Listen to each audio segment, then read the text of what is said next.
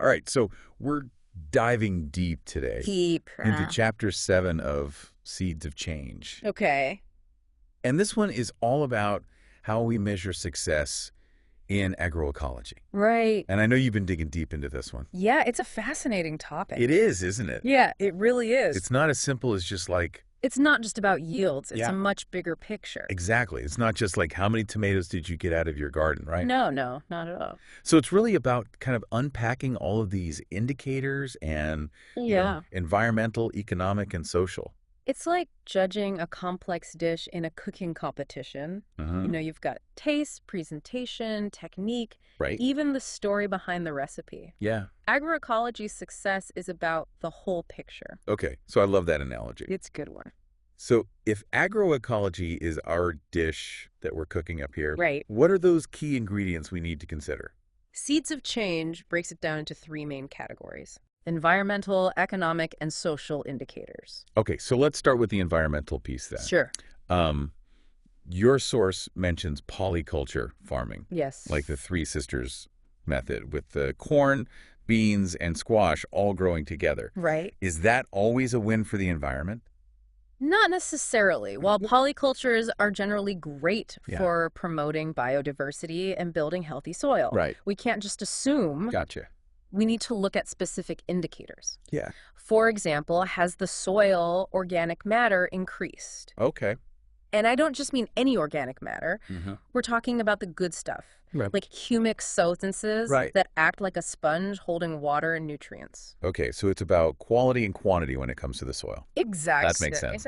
It's like comparing a cake made with just bleached white flour to one that's made with whole grains. That's a great analogy. The ingredients make all the difference. Absolutely. And just like you'd analyze the texture and rise of that whole grain cake, we analyze things like erosion rates Okay. in agroecological systems. Yeah. Are we losing topsoil or is it staying put? Right. The book brings up those incredible Banawe rice terraces Yes. in the Philippines I was just thinking about this. as a prime example Yeah. of how ancient techniques can be incredibly effective Yeah. at preventing erosion. Those are amazing, those terraces. Yeah, they are. It's incredible to think that they've been around for centuries I know. and they're still going strong. And still functioning. It's amazing. It is. And it really highlights how, indigenous knowledge can play such a crucial role in modern agroecology. Absolutely. Yeah. And beyond erosion control, those terraces are a masterclass in water management. Huh. They capture and retain rainwater so efficiently. It's Yeah. like a built-in irrigation system that works with nature, Yeah. not against it. That's fantastic. So we're seeing how this one example kind of ticks off multiple environmental boxes. It does. We've got soil health, erosion control, water conservation. Uh-huh. What about carbon sequestration? Right. That's a hot topic these days. It is. How does agroecology fit into the fight against climate change? Well, practices like agroforestry, Right. where trees are integrated into farming systems, Right. and reducing tillage, which minimizes soil disturbance, Yeah. those are essential for capturing carbon from the atmosphere and storing it in the soil. Wow. And we can measure the success by tracking indicators like soil organic carbon levels Okay. and the farm's overall carbon footprint. So agroecology can really be a powerful tool It can. in our climate change toolbox. Uh-huh. But, with all this environmental goodness, is it financially viable for farmers? Right. I mean, the book talks about economic indicators too. It does. So going agroecological means smaller profits. That's a common misconception. It's Right. not an either situation. We can measure economic success using indicators like net farm income Right. and return on investment, just like in any other business. Correct. Remember, a healthy farm ecosystem can actually boost profitability in the long run. So it's about playing the long game. Exactly. And the book mentions this fascinating example, this thing called push-pull technology Yes. that's being used in Kenya. Yes. In Kenya and other parts of Africa. Can you tell us more about that? Absolutely. It's a brilliant example of how innovation can benefit both the environment and the bottom line Okay. by strategically planting specific crops that repel pests and attract beneficial insects. Wow. Farmers can reduce their reliance on expensive and often harmful pesticides while simultaneously increasing their yields. So less money spent on pesticides. Exactly. And a bigger harvest. Yes. That sounds like a recipe for success. It is a win-win. It is, for sure. And Seeds of Change also emphasizes the importance of things like Market access and diversification. Right, diversification is key. Yeah. So that's like having multiple backup singers in case your lead vocalist gets a cold. I like that analogy. Right. You're less vulnerable if one Yes, thing goes wrong. absolutely. But how does that play out, like in the context of agroecological farming? Think of it this way. If a farmer focuses solely on one crop, Mm, they're at the mercy of market fluctuations for that single product. right. But by diversifying their offerings, Okay. maybe growing a variety of vegetables, producing value-added products like jams or sauces, or tapping into those niche markets like organic or fair trade, Right. they create a safety net and increase their earning potential. Okay, so we're seeing how the environmental and the economic success can go hand in hand in Absolutely. agroecology, but what about the social aspect? This feels a little more abstract. Like, how do you measure something like community well-being? It's definitely more nuanced, Yeah. but there are indicators we can use. Okay. Are farmers empowered to make their own decisions? Does the community have reliable access to nutritious food? Yeah. Are cultural traditions related to food and agriculture being preserved? Yeah. These are all signs of a thriving social fabric. Right. It's about more than just dollars and cents. Exactly. Yeah. And the book discussed a program in India, the Zero Budget Natural Farming Program. Mm-hmm.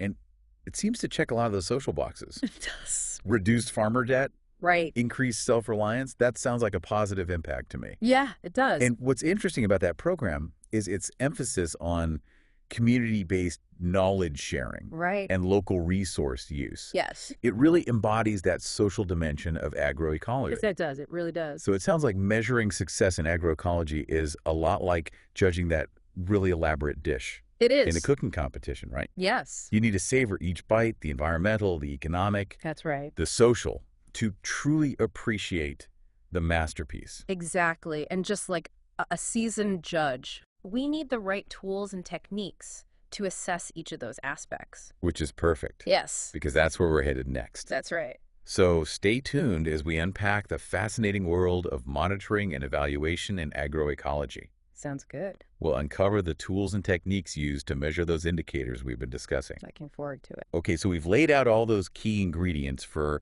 like a successful agroecological system. Right. But how do we actually measure them? Yeah.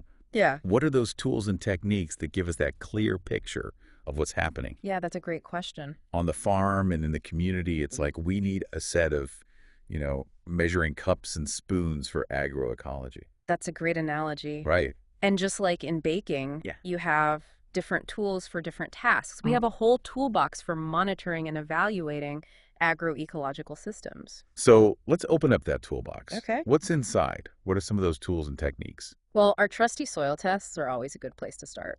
Okay. They give us a peek into the health and fertility of the soil. Yeah. We can measure things like organic matter content, pH levels, nutrient availability, Right.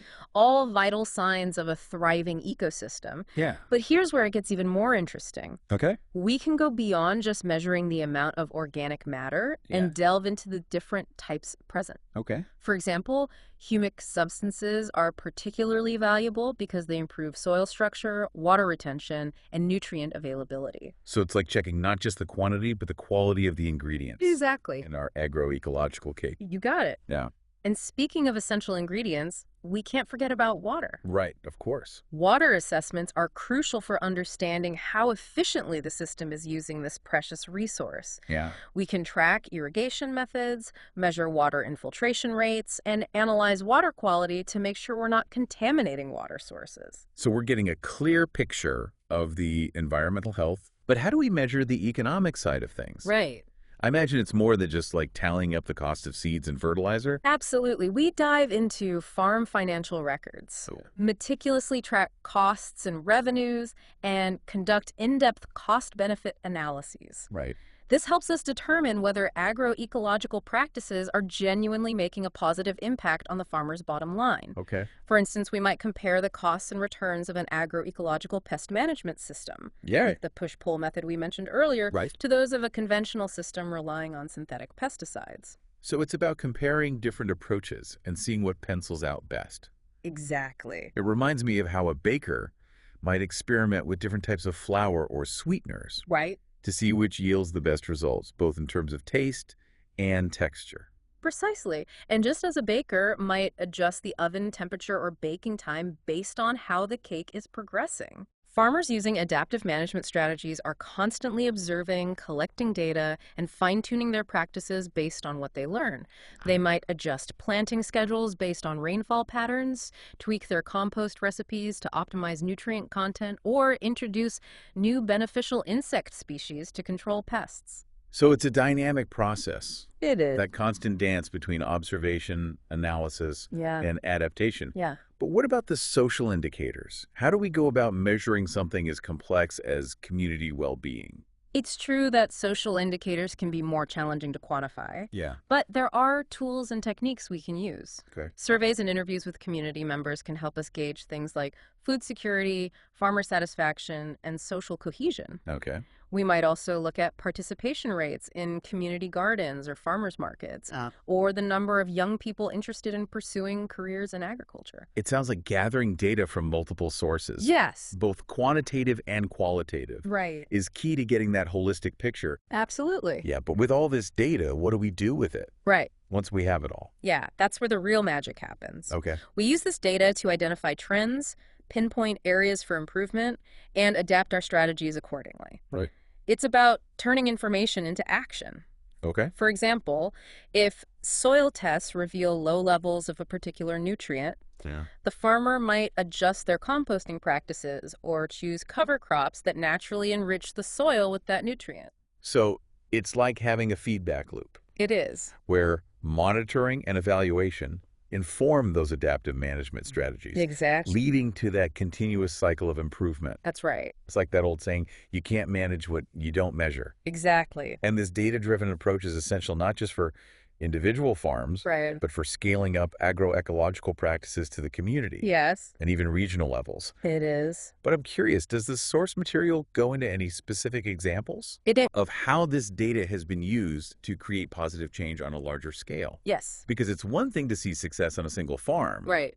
but how do we multiply that impact? That's a great question, and one that Seeds of Change does touch upon in the next section. Okay. It explores how data collected from individual farms can be aggregated and analyzed to inform policy decisions, guide investment strategies, and shape educational programs aimed at promoting wider adoption of agroecological practices. Wow. So it really is about connecting the dots It is. from that micro level to the macro level. Yes.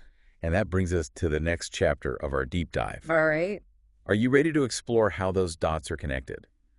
So we've got all these tools and techniques We do. for assessing agroecology's impact. Right. But Seeds of Change is hinting at something bigger, Yes. this global perspective. A global movement. Yeah, it's like zooming out from that single farm Uh-huh. we've been picturing to see a whole landscape Yes. of interconnected farms and communities. And it's not just farms and communities in one country either. Right, exactly. We're talking globally here. And it's not like agroecology is even like a brand new concept. No, not at all. Indigenous cultures have been doing this for centuries, We're right? in millennia, really. Right. Yeah, think about the traditional rice fish farming systems in Southeast Asia. Oh, yeah. Where they raise fish right in the flooded rice paddies. The book mentioned that Yeah. like the fish eat pests, their waste fertilizes the rice, Right. and the farmers get a double harvest. They get food and income. Exactly. It's the ultimate example of that multifunctional approach It really is. we keep talking about. Perfect example. And I love that these age-old systems are now being studied Yeah. and combined with modern scientific knowledge Absolutely. It's a beautiful synergy. to create these even more, resilient, Uh-huh. productive agroecological models. Yeah. It's like a cross-pollination of ideas. Exactly. You've got indigenous knowledge informing modern science Yeah. and vice versa.